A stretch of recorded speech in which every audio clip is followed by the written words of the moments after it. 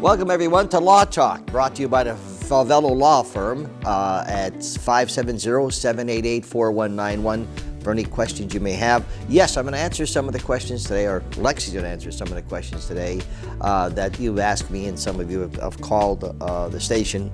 My email is sam@ssptv.com. Don't hesitate if you have any questions for the good attorney here. Lexi, how are you? Doing well, thank you. Good. How are you? Yeah, I'm doing good. My life keeps me in shape. You know Yes. what I mean? 100 years. Now it's 101 years. Correct. Okay. You know, like, how do you feel about that? You know.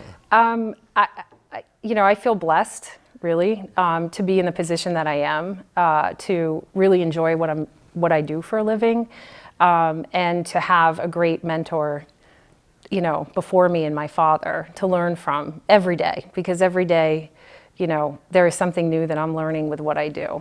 Speaking of that, that's a question I got. I hate to jump in because I'll forget. I just turned 52 years old, and you start forgetting things. Okay. When you saying things that you learned, do you get updated on things of the law? Do you have to go to seminars, or like, how do you keep abreast of things? Right. So we are mandated to get a certain number of credits that we have to take. They're called continuing legal education classes.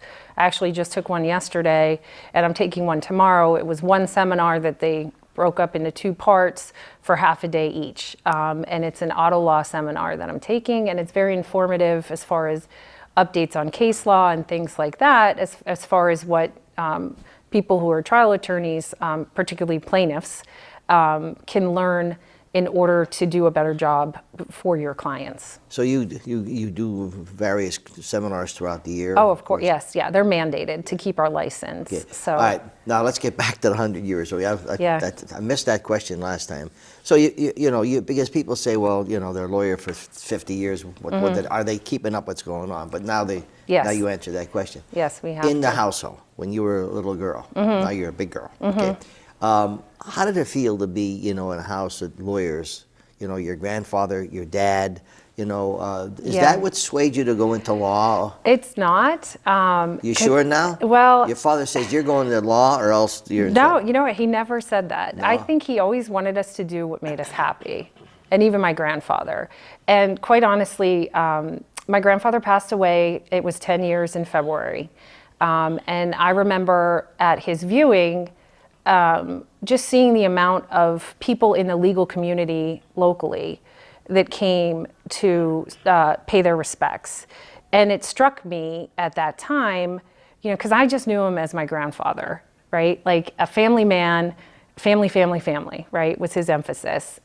So to see him, I saw him in a different light because of the respect that people had for him and the stories that were told to me as people came through the line at his wake. I would stop in the office every morning, before I went to work. Yeah. And I would say, all right, you need legal help today, Tony? Yeah. Just sit down, have a cup of coffee, and but Yes. his demeanor was so nice. Yeah. Learning, being around people, like your colleagues, you sort of like learn some things. Okay. It's amazing how lawyers could be so friendly, but when they get in court, it's a whole different ballgame. Right. I mean, like, say, like, here you are, chewing some, or, you're beating your Sam Lassant, Attorney Lassant, and that night, hey, Sam, how you doing? I mean, how does that work, Well, I mean, for me, just professionally, throughout my career, I like to think that I treat people accordingly, right? And of course, when you're in the courtroom, you want to go to bat for your client and do the best that you can for your client. And you expect to get punches from the other side above the belt, right? But if punches come below the belt, you don't want to retaliate but for me, it just gives me more fire to do better for me. Do you find that being a female, and I think things have changed, being a female, so, well, we got to get a guy. We got to get a man who's strong, who can go in the court and tell it the way it is. Sure. Yeah. Well, I mean, to each their own, I suppose. I know I'm going to do the best that I can for any client that comes through the door. And for me, if people have a preference, male or female, that's their choice, their decision. I always say that people who, go elsewhere for legal services, you have to go where you're comfortable. I just hope that's, with my firm. When you're looking at 100 years being surrounded by lawyers and having the fantastic reputation that the Falvello law firm has, and let me tell you, there are a lot of great lawyers in this area. There are. There are a lot of, Yes. they really are. Which leads me to one of the questions I get. Sammy, ask Alexis Falvello, when do you need a lawyer? Now, it sounds like a stupid question, but sometimes saying, well, if something happened, what circumstances would you want to know that you need a lawyer? Right. So, I primarily do car accidents. And I can give an example. You would want to call immediately, right? Especially if there are significant injuries involved, right? We had, unfortunately, in recent months, a fatal crash, and I immediately engaged a private investigator. That day, I was on the phone with the private investigator with a list of things that we needed that the PI got to me within a week. And that's beneficial for us to do what we need to on behalf of the family of, the individual who passed away, unfortunately. Having said that, navigating navigating a car accident is not easy for somebody who doesn't do it on a daily basis, right? And I always say to clients, let me take this off of you. Let me take the legal stress and handle it for you. So you need to do what you have to do either for your family, for your health, if this is the individual who's involved in the accident, with your doctor's appointments, things like that. I'll take that off of you because you have enough on your plate as it is. And I'll set you up as best as possible, with the legal things and the legal claims that we're pursuing on your behalf. So it's one less thing that you have to worry about, in your recovery. Is that case ongoing, or yes, it's still ongoing? Yep. And how long does, stupid question, but how long does a case like that normally take? It's tough to say. A lot of it depends upon the person who's responsible for causing the accident, what their policy limits are.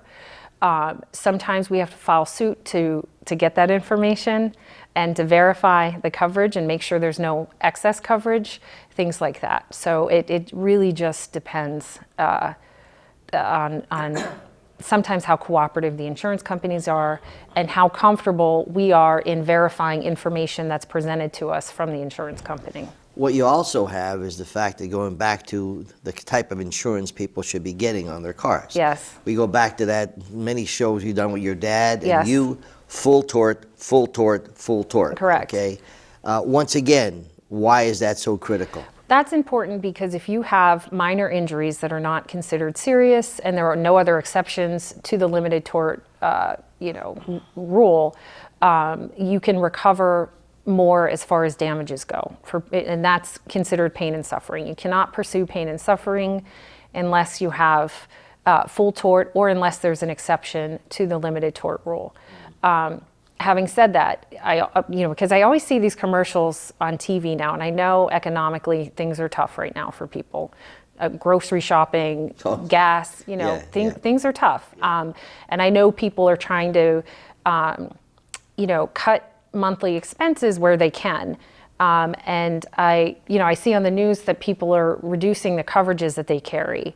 And that, of course, as I'm getting ready for work in the morning and I hear that on the news, it piques my interest, but it also has me concerned because, with the limited and full tort, that's necessary.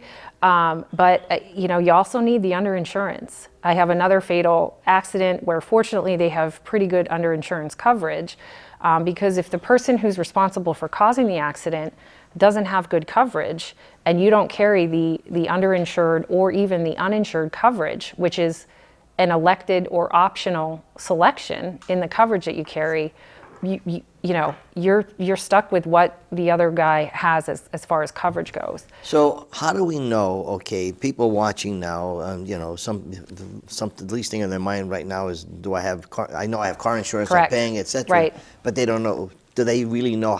So Right. their policy, what would they look on their policy? So you'd want to go and talk to your insurance agent. And ask them if you have what? Well, you'd want to look for limited tort, right? You certainly want to look to make sure that if you have limited tort that you select to have full tort. Okay. Okay. Because I have people that come in all the time. Oh, I have full coverage. I have full coverage. That's full coverage by Pennsylvania law. It doesn't necessarily mean that you have good coverage, and I think any plaintiff's attorney would tell you that. And the under and uninsured coverage, that's definitely something that you want to carry because you're kind of self-insuring yourself, and you're not relying on the other party who ran a red light and hit you to have the coverage that you need. You're kind of self-relying on on the coverage that you carry. I told you the story before. A friend of mine was looking for job applicants. 25 or 26 applied. He said 18 or 19 of them, first of all, didn't have license, but drove their car there. And God knows if they would have hit anyone, okay, you could, if they don't have license, could you imagine if they have insurance, okay? Right. And there's a lot of hit and runs these days. The Yes. hit and runs is because the person knows he doesn't have insurance or whatever, and they're taking off. Right. Particularly in this climate, boy, you need to be very careful Yes. with your insurance policies. Right. I mean, and there's other elected coverages such as wage loss coverage. That's not something that's mandated by Pennsylvania law. And that provides an immediate relief if you're off work for an extended period of time. But these are all things that I would encourage people to talk to their agents about, so they have the coverage that sets them up, as best they can be in the event something unfortunate happens. Now, all these things, of course, I know because I on a daily basis, I see what could happen potentially to people that are in the wrong place at the wrong time. Folks, I'm talking to attorney Alexis Falvello from the Falvello Law Firm, sponsor of Law Talk. My email, sam@ssptv.com. We come back, we're going to talk about wills, power of attorney. What do they mean? When do I need them? There's different wills here. There's so many wills, I have no idea what they're all about. We're going to find out after the break.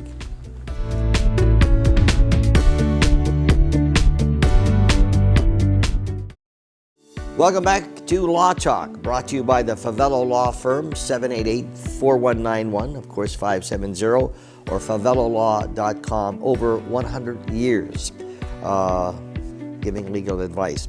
The owner here is Alexis Falvello. Alexis, so we have questions as, when do I need a will? And what kind of will do I need? Right. So my answer to this is kind of like what we were talking about with car insurance coverage. It's better to have it and not need it than to need it and not have it, right? So I would say anybody, over the age of 18 could have a will, and probably should have a will, and also should have a financial and healthcare power of attorney, because unfortunately anything could happen to anybody at any given time. So what kind of wills, so let's say you're in your 40s or in your 30s. Do you need a will when you're in your 30s or 40s? Well, I would advise so, yes, because if you Why? because if you don't say where you want your assets to go, the state is going to dictate what happens to your estate, okay? Oh, okay. And, we've had recently, actually, a couple clients come in, and unfortunately their spouse passed away, but the house was deeded in the deceased spouse name. So then we have to proceed in opening an estate and doing all of that. We would need to, there are things that we can advise that go beyond the scope of just the will and powers of attorney, when people come in. But it's important to have them if you have kids, like if you're in your 30s or 40s, if you have children, if you're single, it's important to have these things. If you don't have, with the powers of attorney, joint assets. I think I talked about this. My mom is a cancer survivor. She was running a business when she was diagnosed. She was the only one who could cut checks for her, and operate her business. So we needed a financial power of attorney that allowed me to keep things up and running, while she was in the hospital. Do those two things go hand in hand? I always advise that people, if they're coming in for a will or if they're coming in for a power of attorney, I always give as much information to the client and for them to make a decision that's best suited for their needs. So you hear people say, well, I told Uncle Smith that if anything's going to happen to me, everything goes to him, and right. I told him this and I told him that, but nothing's in writing. Yeah, so the law's going to tell me otherwise if Uncle Smith passes away and the nephew or niece comes in and says, well, my uncle said I get everything. Well, I have to look to the law. So you have a simple will, and then you have a living will. Right. Now, what's the difference? So a will is controlling after somebody passes away. So a will is only effective when somebody passes away. And that's going to say, okay, here's how I want my estate distributed. It can also include, if say you're a single parent and the other parent isn't living, it could say who you want your child to, if your child's under 18, who you want to be the guardian of the child. If you want to establish trust accounts on behalf of the child, who the trustee of that account is going to be. And the living will is it's more a power of attorney that's controlling during one's lifetime. So what that means is you have a financial power of attorney and a healthcare power of attorney. The healthcare power of attorney dictates what you want to have as far as medical treatment in the event you're not able to communicate it on your own, right? So do you want, artificial life support, artificial means of food and water, pain medicine, should certain medical conditions exist? They're important to have because I think it gives peace of mind to your loved one who perhaps is making the decision on your behalf if you're not able to say what you want. But it also gives that person peace of mind too, because then that you're getting the treatment that you want by having the direction outlined in the healthcare power of attorney. And then there is the financial power of attorney. And again, you name agents. Those agents can carry on, they can pay your bills if need be. If there's nobody named on your bank account other than you, they can. The financial power of attorney is pretty broad. It allows your named agent to basically do anything financially that you're able to do. So here's a scenario. Yeah. I go in with my wife, and we have 2 children. We should have a living will or a will. So we do the will, okay? And throughout, as we're getting older and things are happening, we notice that, wait a minute, this child's not doing this. This child's, doing, it's not like it should be. Right. I don't necessarily think it's fair that we should do what we've said. So we want to change this. So I give Alexis Falvello, said, Alexis, I'm coming in, I want to change my will. Right, and that's easy to do, whether or not you've been with us for the prior will being drafted. So I always encourage people to bring their old will in, let me know what they want changed, and then I advise them as to whether or not a change is absolutely necessary, and then I'll proceed with the change. That's an easy fix. See, the interesting thing about experienced lawyers, it's like an experienced doctor. If you go to a lawyer who has been through all of the things and seen all these things, right. That's why I would ask for advice, and that's your bread and butter, advice. When you're looking at a doctor who's been in the field so long, right. he knows or she knows what is going to happen down the road. Okay, Yeah. So that experience to me is very important. Yeah, I am learning something new every day, but that only makes me better for the next client that comes through the door, because you do learn quite a bit. Now, your father's still in the office. So he is, yes, despite his, saying he's going to retire at times. That's me. Right, I just don't My see kids it won't happening. retire. I give them $2 a week allowance, and they want more. Can you imagine that? I can can imagine that, I'm telling you. So we just talked about grocery prices, gas prices, That's another story. Yeah. The other thing is, the trust factor. People, say, the lawyers are all the same. Who wants your business? Who tells you they're the best? Who tells you this? Okay. Right. And it's like, how do you decide? Okay, who you should go to? Now you said you specialize in accidents, Correct. car accidents, Yep. any kind of accident. Yes. If I'm injured at Trucks. work or Right, whatever. motorcycles, anything. Yeah, not work injuries. I don't do comp stuff. I mean, if you're injured in a car accident while working, yes, I can. You know, the comp stuff, I have a friend who I refer the cases to. I had a family member actually that was represented by him, and you know, so it's somebody I would even recommend family to. And that's good, because if you're not, Right. I know what I don't know, you Yeah. know, and I enjoy doing what I enjoy doing. And I'm only going to be better doing things that I like to do. So, like any profession, there's happy times and sad times. yes. Yeah. You know, and so it's like you come in with a case, it's a happy time, a living will, but everyone's success. Right. Then you have the sad time, like the case Yes. you're having now with, Yeah. there's a death, okay? Yeah. How do you adjust to that? It's difficult, you know, because like I said, anybody could, you know, is vulnerable at any given time if they're in the wrong place at the wrong time. But again, you know, particularly the behavior of the other party drives me to do better on behalf of those that we represent. But also thinking like, what would I want if this were somebody in my family, and how would they want me to be? And just for me, it's instinctive. You know, like I said, I'm going to do the best I can for anybody who comes into our office, because they deserve that, and which is part of the reason why I refer cases out that I know are not within my wheelhouse, because I know somebody else is enjoying that wheelhouse and can do a better job and is more knowledgeable about, you know, that area of the law. Yeah, there's many times I would be going out with your dad for lunch or a drink, and you know, I could see that, you know, he had that weight of a case. You know, it wasn't. Oh, yeah. You know, Yeah. and you try your best. You know, But you do carry it with you. Yeah, Like yeah. if I'm walking the dog, Yeah, or yeah. if I'm grocery shopping, or, you know, sometimes I'm triggered and reminded of, especially because we have a lot of local clients.